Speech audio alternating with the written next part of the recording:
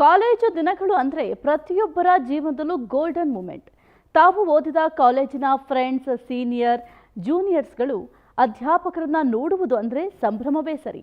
ಇದೇ ಸಂಭ್ರಮಕ್ಕೆ ಸಾಕ್ಷಿಯಾಗಿದ್ದು ಬೆಂಗಳೂರಿನ ಬಸವನಗುಡಿಯಲ್ಲಿರುವ 90 ವರ್ಷಗಳ ಇತಿಹಾಸವುಳ್ಳ ಎಪಿಎಸ್ ಕಾಲೇಜಿನಲ್ಲಿ ಕಳೆದ 90 ವರ್ಷಗಳ ಅವಧಿಯಲ್ಲಿ ಈ ಎಪಿಎಸ್ ಕಾಲೇಜಿನಲ್ಲಿ ಓದಿ ಹೋದ ಹಿರಿಯ ವಿದ್ಯಾರ್ಥಿಗಳ ಸಮ್ಮಿಲನ ಕಾರ್ಯಕ್ರಮ ಆಯೋಜನೆ ಮಾಡಲಾಗಿತ್ತು. ಸುಮಾರು 7,000ಕ್ಕೂ ಹೆಚ್ಚು ಹಿರಿಯ ವಿದ್ಯಾರ್ಥಿಗಳು ಕಾರ್ಯಕ್ರಮದಲ್ಲಿ ಪಾಲ್ಗೊಂಡಿದ್ರು. ತಾವು ಓದಿದ ಕಾಲೇಜಿನ ಅಧ್ಯಾಪಕರು, ಕೊಠಡಿ, ಫ್ರೆಂಡ್ಸ್ಗಳನ್ನು ನೋಡಿ ಫುಲ್ ಖುಷಿಯಾದರು.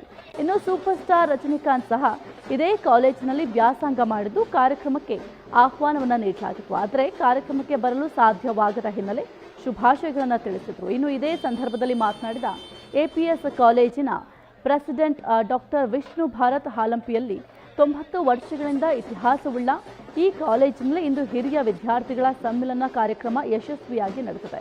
ಇಲ್ಲಿಗೆ ಎಲ್ಲ ಹಿರಿಯ ವಿದ್ಯಾರ್ಥಿಗಳು ಮತ್ತು ಎಲ್ಲ ವಲಯದಲ್ಲೂ ಸಾಧನೆ ತೋರಿದ ಸಾಧಕರು ಆಗಮಿಸಿರುವುದು ಖುಷಿ ಅಂತ ತಿಳಿಸಿದ್ದಾರೆ.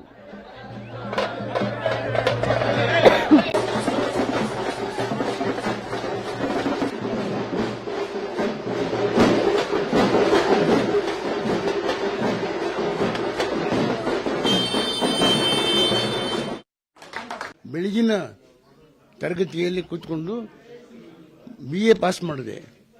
ಅಲ್ಲಿಂದ ನಾನು ಲಾ ಮಾಡಿಕೊಂಡು